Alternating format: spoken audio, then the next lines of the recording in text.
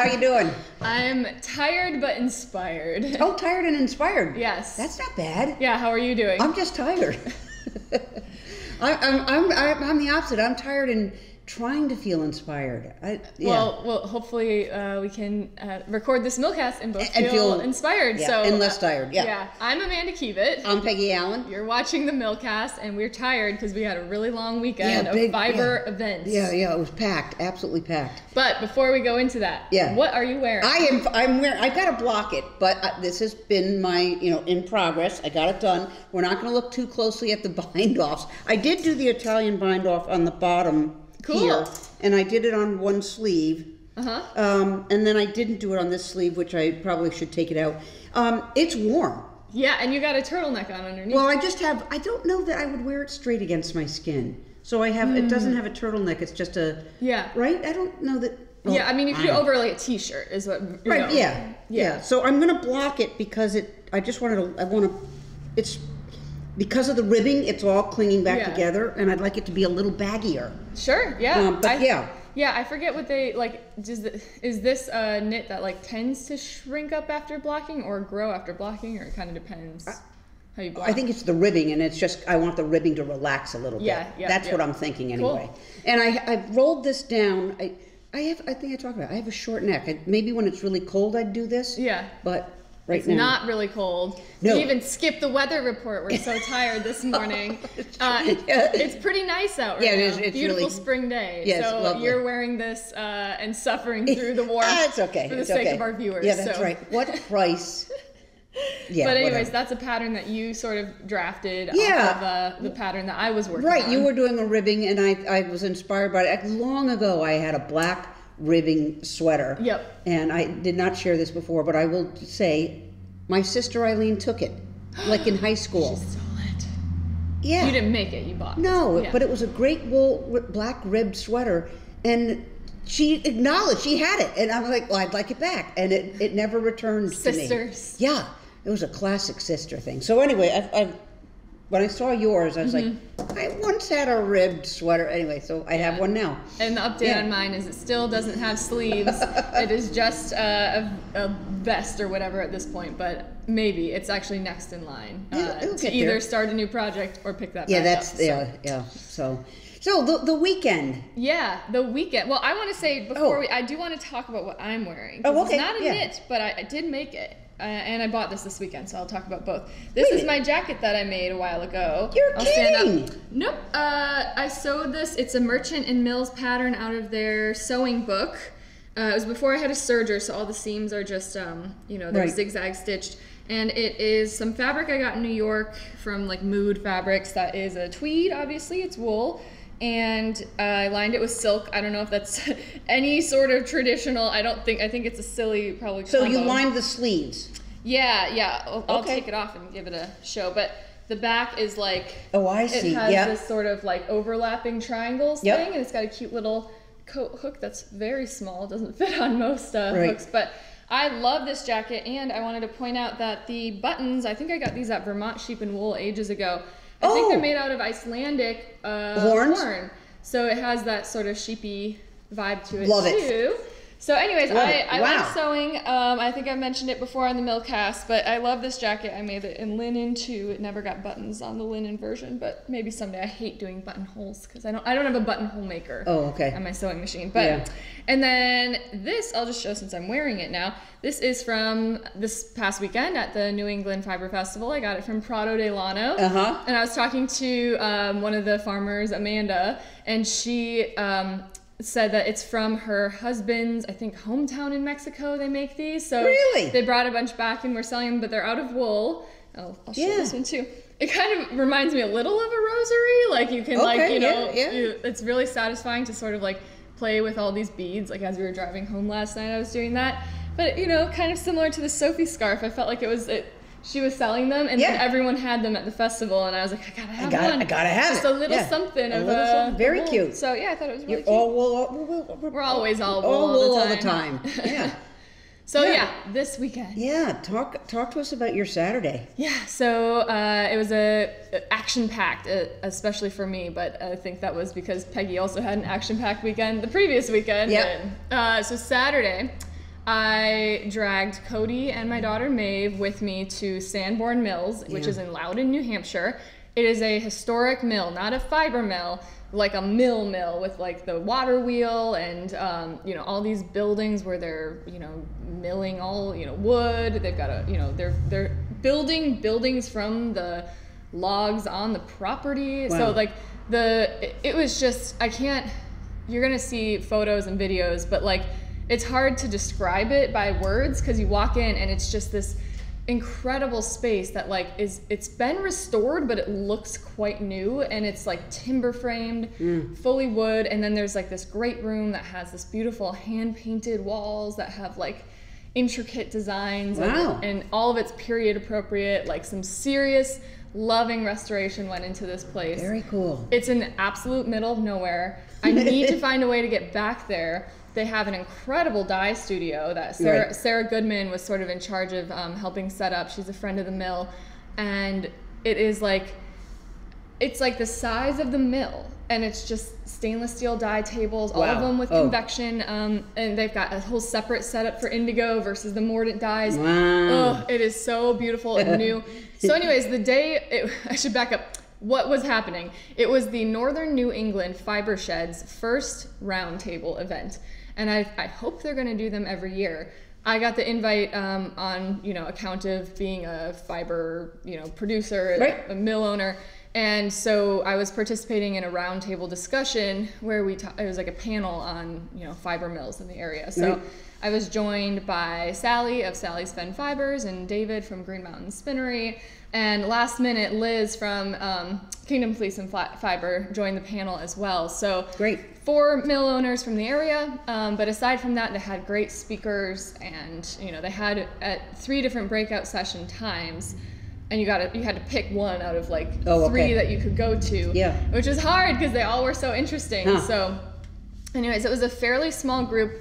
I would say about 80 or so people, and tons of, lots of people in the industry. I'd say half of them were on the panels. Okay, yeah. So it was really like a very particular type of conference for exactly the type of people that we are interested in talking to and working with. Right. So you enjoyed it?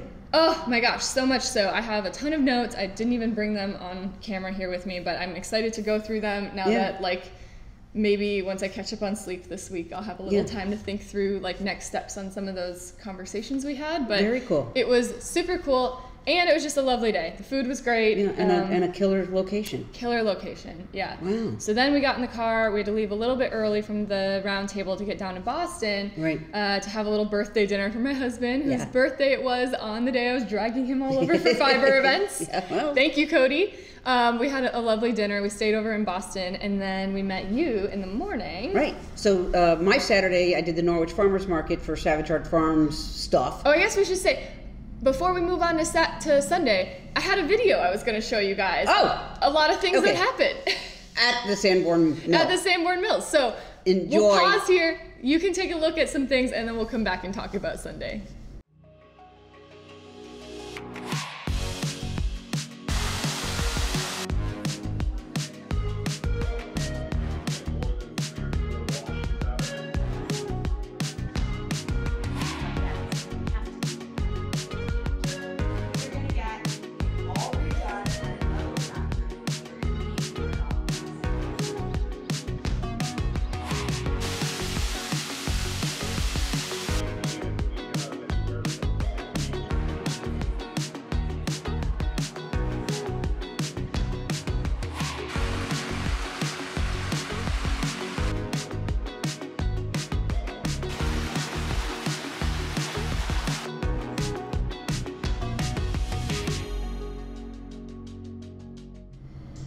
Okay, there, got that done. Got that done. Oh, we're not tired. We're very organized here. Yeah. Thanks for bearing. So I did the Norwich Farmers Market, and then got the car. I forgot you had that. So you had back to back too? Did that, and then drove down to Boston, and I got stuck in just horrific downpour. We needed the rain. Okay, we needed the rain. Did we get it up here? Yes. Okay. Yeah. Great. But horrible rain, and then of course there was an accident. I love it when you're using the Google Maps, and there'll be a 20-minute delay. You're on the fastest route. That's not what you want to hear. Yep. But anyway, I eventually got there, stayed with my good friend Margaret, and had a lovely dinner with her. And then, like I do, I got to that loading dock for Sunday morning, like before the loading dock even opened, because I was like, I know it's going to be a zoo. But anyway, we got loaded in. It was at the Boston Public Market, so right downtown, which is a really end. Cool space. It is, and I, like, as we were there, I was like, I really wish we had something like that here, because it sort of is like a food cart feel where you've got a lot of little restaurants around, but it's indoors, and it's like a shopping mart. Right, and very committed to where they can, sourcing things locally. A lot of entrepreneurs, artisans. Yeah, it's a really cool space. And then in and among the regular vendors were all these fiber people in and around, and you had to kind of discover them. And two adorable Shetland lambs were there. And they're a very cute mom. And they're very cute mom, yeah. Anyway, it was great. We had loved all the folks that came by the booth and said hello. It was a lot of fun. They really picked some very high quality, like, people, because I think they have to be quite selective when picking, like, oh, you mean because they picked us? Totally. Yeah. But it was compared to other fiber festivals, much much smaller. I'd say there's like 20 vendors, something like that. Right, and I think they're also very committed to fiber farms. Right. So, but we're not a farm. No, but we had service the local farms. We service the local farms. We did have some breed specific, but otherwise it's mostly farms and their fiber. Yep. So it's not really about indie dyers, which is very popular at other. But there's also festivals. Like a good diversity too. Like we were right next door. Our booth was right next to this weaver. Yeah, these weavers. Yeah. I'll link to them in the show notes. But they were doing all local wool that they dyed and doing these beautiful like tapestries, and then doing some sort of like shibori technique to make the some interesting dye patterns on the finished pieces. And we had some downtime. We got to talk to them, and they were awesome. Yeah. So we should show them your video. Yeah, we could go on talking, but here's the video. Yeah, enjoy.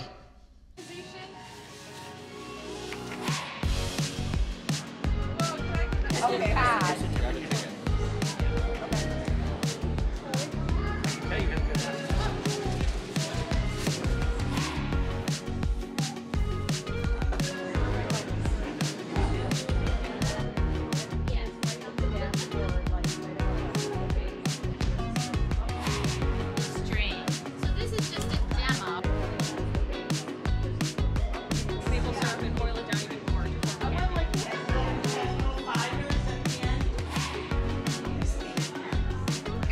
All right, Amanda, what are we eating here? Oh, we have the best desserts ever. Cannoli from Modern Pastry. Wow. Thank you, Cody, for bringing them to us today. Okay. Hi, I'm Rachel with Taproot Magazine. So we are a food, farm, and craft magazine based out of Portland, Maine, but we have subscribers all over the country. We focus on, like I said, food, farm, and craft, so knitting patterns, recipes, projects, stories, features on different farms, all sorts of goodies. So we've got our newest issue, Cultivate, right here.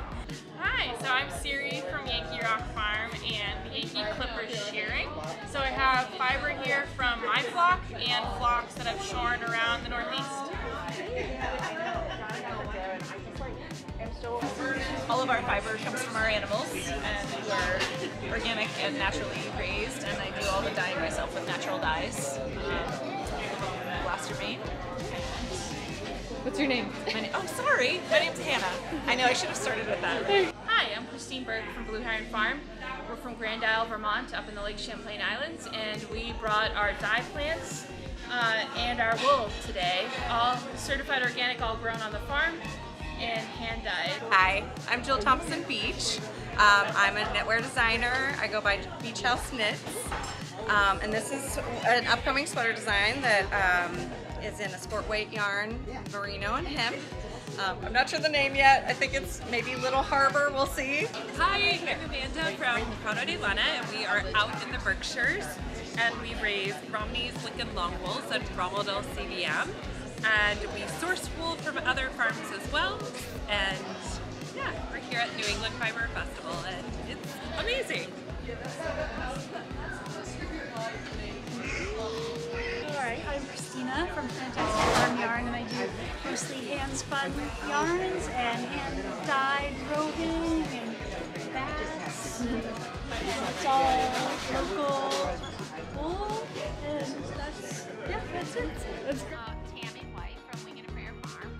Amanda Soul, Temperate Magazine. We're the New England Fiber Festival. How'd it go today? It was a good day. Yeah, It was beautiful. Yeah. Beautiful out, and it was really nice. People were able to like converse and connect with their makers in a way that is different in the winter. So that was really special. I feel like it was a good day for teaching people things, right? Yeah, we kind of shifted this one to be a little bit more like hands-on, get your, fingers in the dirt, and thinking about dye plants and stuff like that, rather than sort of the passive sitting and presenting. That felt good. Yeah? Yeah. I mean, just the yarn winding station, which was more visible this time. So little things like that, which make me happy, meant like people going past. I saw a lot of reaction and people like just staring and mesmerized, because watching yarn on a Swift is so relaxing. So that made me feel good that we had little things like that. Our vendor cart for feeding our vendors was a little. We got a thumbs up over there, but we were a little slow out of the chute. But we did have a vendor reception area. So, We did, yes. Yeah. And lots of pickles. Yeah. So Pickles are a hit. yeah, well, so we're about fun and food and fiber. And a lot of people, like the neighborhood and the sort of on the street, people are out and about. So there were a lot of people who didn't know that the festival was going on. So that was kind of fun. I talked to a woman who was like, "How do I start knitting?" I was like, "Oh, you're in the right place." Yeah, perfect. Yeah, so what a fun day. And, Really great. I'd say top 10 for me was getting to eat those cannolis. Yeah, you came. Yeah, I ate 3 of them. They were good. They were one of my favorite things. But once again, Tammy and Amanda ran a great festival. Yeah, Tammy White from Wing and a Prayer Farm and Amanda Sewell from Taproot Magazine. Right, and they gave us this awesome little goodie bag that Peggy and I were so like busy just getting it loaded in and loaded out that we didn't even really go through it the day of. So let's see what came in it. Yeah, we thought we would show it to you live. This is what you got if you were a vendor. So first and foremost, of course, Taproot Magazine. If you haven't seen this magazine, boy, we can't say enough good things. It is just so cool. What's the saying that it is? Inspiration for makers, doers, and dreamers. They've got food, farm, family, craft, and it is such a cool publication. It's got no advertising in it. It's all just funded by subscriptions. So I think what Amanda and her team, I don't know how many folks she's got working for the team, but certainly collaborators as well are doing some really, really cool stuff, and it's certainly worth adding to your publication list. Yeah, it's pretty good. Yeah, I would. Oh, look at how she's setting it on her side. Okay. Yeah, that will be mine. Let me read it when you're done. And then we got, here, I'll let you show this off. Some stationery. Wow, very cool. That is like a Taproot product. 12 5x5-inch note cards with envelopes featuring art by Mira Lee Patel, printed in the U.S. Very sweet. Okay. Then I'll put this on my side. Oh. We got soap. I'm gonna guess this was a Tammy. Yeah, thing, but there's no label on it to say one way or Does another. It smell like lemon? So it might be a Wing and a Prayer soap. But anyway, it's definitely a locally made soap, and it's got an orange peel on it. That's fun. Here.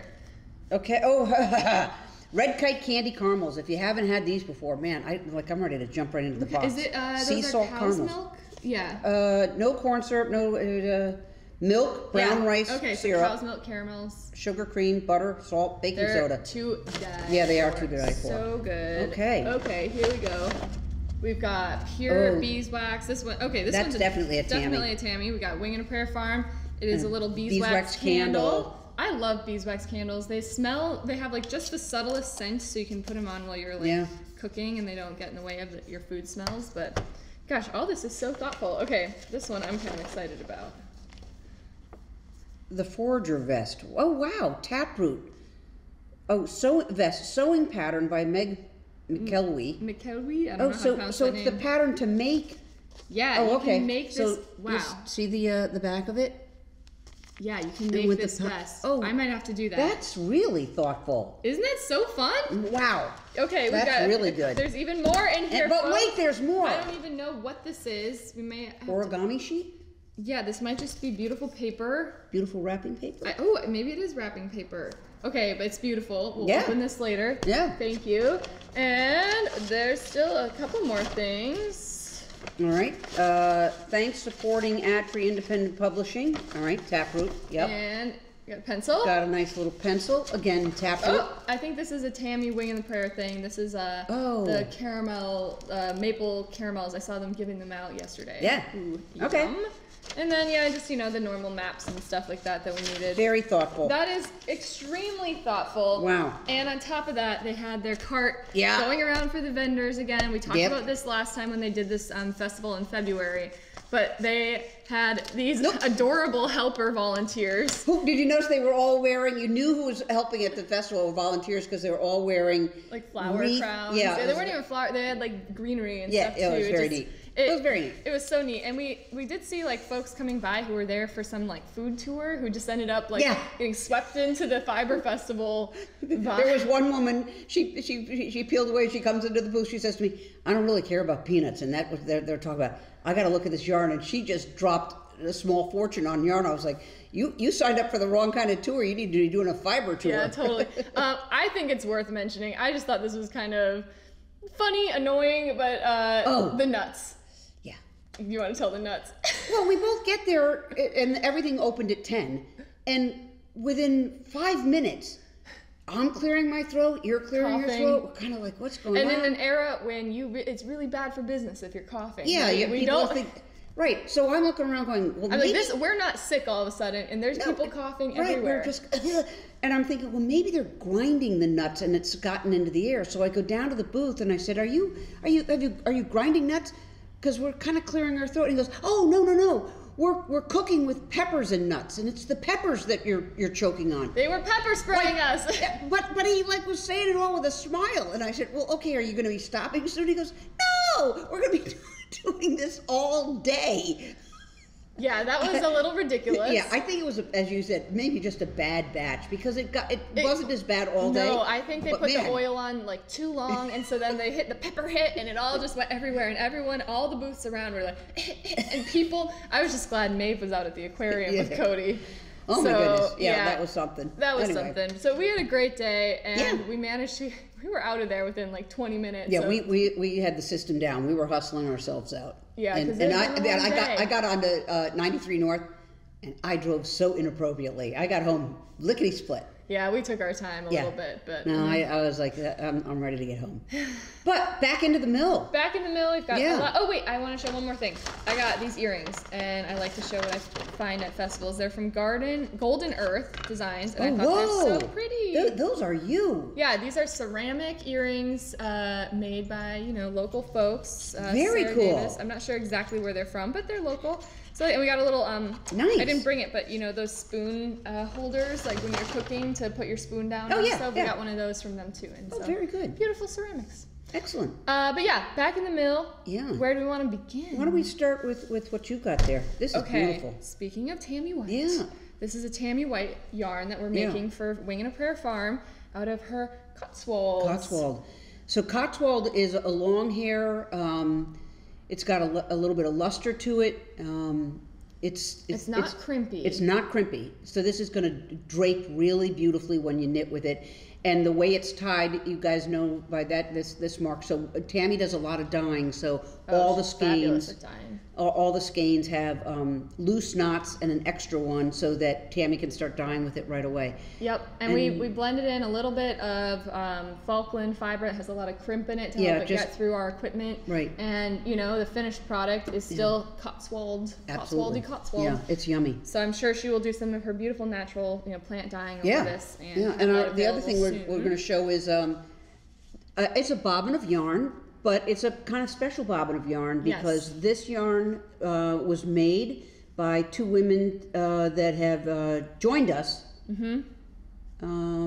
Our team is expanding. Yeah, we've got two great folks now working in the mill that we want to tell you a little bit more about later. Yeah. But last week we just wanted to share that we had, one of them has sort of been in the mill for a couple weeks, but we didn't really go deep into the spinner yet because we wanted to wait for the second one to join. And on Friday, we had the pleasure of sort of giving them similar experience to what Peg and I had when we were just starting the mill with training up at Michael Hampton's Hampton Fiber Mill. Yeah. Which was, learning how to set up the spinner. A deep dive. How do you like calibrate the different roller speeds to make the type of yarn that you're making, aiming to make? And so yeah, we're really excited, and you know, as sort of a not a reward, but like as a token of our appreciation, we are like excited that they're gonna get to take home all this yarn that we made from local sheep's wool. It's a Montreal Cheviot white. And I think that was a good way to go, because it made it a lot less stressful to be like,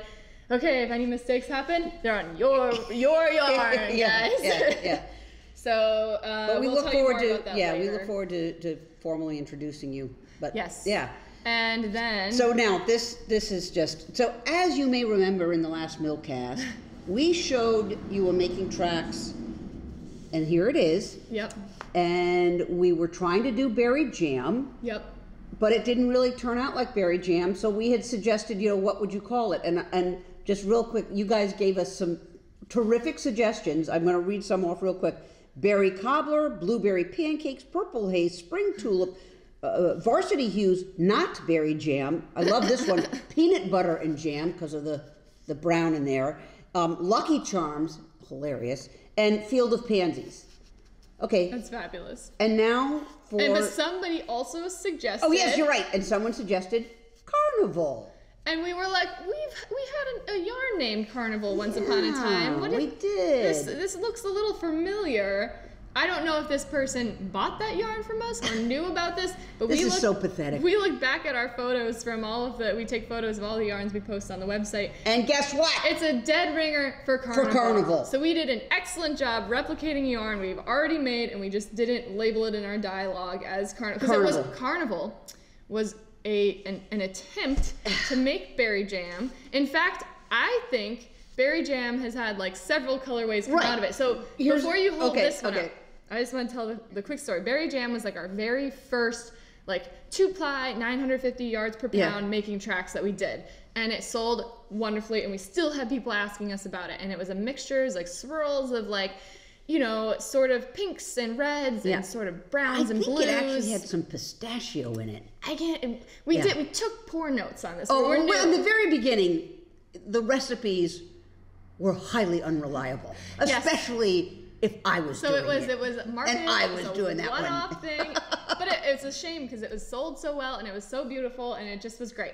So we tried to remake it, and I want to say like maybe cranberries and apples. That was an attempt at a berry jam. This was an attempt at a berry jam, and now I think we really honed in on something that we feel pretty good about being berry jam, and that's what Peg's holding now. Right. So that's what's on our website now, and we still have some stock of this berry jam.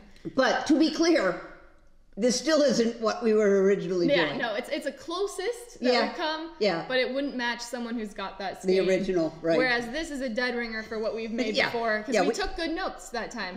So what had happened was, someone looked at the I wrote, we're low on this berry jam, let's get some more made. And in our die notes, this was still labeled as berry jam. So someone made it. Oh my God. We haven't had Carnival for a long time either. So, you know, if you were a big fan of Carnival, we've got it. We've got it again. And it's going to be on our website. We'll link it in the show notes, but that's what happened. Unbelievable. So we still got to find the notes on this berry jam. And we will. We will figure it out. Yeah. We'll get there. I just wanted to show, just because it was sitting around. This is always fun to see it in this format. Yeah, so our making tracks, we dye it, you know, in the sort of roving state. And I just wanted to show how gorgeous this one is. Yeah, this is the Aurora Borealis. Before it's spun. So this, we're going to spin it this week because we've been out of this for a little while. This is one of our best-selling colors. It's fun. It's super fun. It reminds me of the Northern Lights. Aurora Borealis. Yeah. But there's that. And we got some other comments on the Millcast. Yeah, thank you guys for the comments about gray hair. I had talked about seeing a woman who had gray hair and had put some bright color in it. And anyway, for those who shared their positive feelings about graying out, thank you. Yeah. We love the comments. Yeah, we love the comments. And several people continue to recommend those Addy needles that we talked about. Well, I may have to find some because it's a good segue into what am I knitting? Your petite knit. My petite knit sweater. I actually managed to do the bind off last night. So I'm done with the body completely, and I did the tubular bind off. Nicely done. That looks really good. I love that. I think this is going to be my go-to bind off for ribbing at the bottom, because it just adds such a nice that's good, stretchy edge, and you can't really, it kind of looks like the knit just goes underneath. So that is done. I did a little knitting at the festival and then on the way home when Cody was driving, but now I have to do the sleeves. Yeah. And as I've shared, I'm not the biggest fan of this project because it's very difficult to make the bobbles. Right. And I talked to some folks because I had it out yesterday at the event, and some folks who'd made it shared similar feelings about the bobbles, and folks in general have shared similar feelings about the bobbles. So, anyway, so I have to do the sleeves, and that was what the Addy needles. Get those Addy needles and give it a try. Yeah, I'll see if somewhere locally is carrying them. We've got a couple local yarn shops, so I might look around. But that's what I'm knitting. So once I'm finished with that, I'm either going to go back to my ribbed sweater like this and put sleeves on it, or find something. I don't know what I'm going to knit next. I just finished this, so I have to give it some thought. Yeah. I feel like it's difficult to not have a project, but you want to jump into the right one. Right, and I really love the long, we call them shawls that Ona? that Ona did. We've shown you before. I'm tempted to give those a try. I don't know. One of the Lindell shawls. She's got like a giant one. Yeah, the giant one is really cool. really knockout. But we'll see. Yeah. Not going to get in a hurry. So that's a busy weekend, and we got a lot going on in the mill, boy. We got a lot of wool to get through. Yes, we do. Yeah. So our last big thing is just a reminder: June 2nd. That's Friday after next. Yeah, 2 weeks away, and it's going to be Cody's band is going to be playing. They are so good. We're going to have a party. Yeah. So come to the mill in White River Junction. Yeah. From 4 to 6. Friday, June 2nd, and we'll have a little fiber party. It'll be great. We'll have a fiber party, so come on up, enjoy the band, and then make plans to go have dinner somewhere in White River Junction. Yeah, it's first Friday, so around town there's a lot of going activities. On. You can walk from the mill, or come to the mill from someplace else. Yeah. It should be great. It's going to be great. All right, we're going to get some rest now. Yeah, we are. Enjoy your week. Bye. Bye-bye.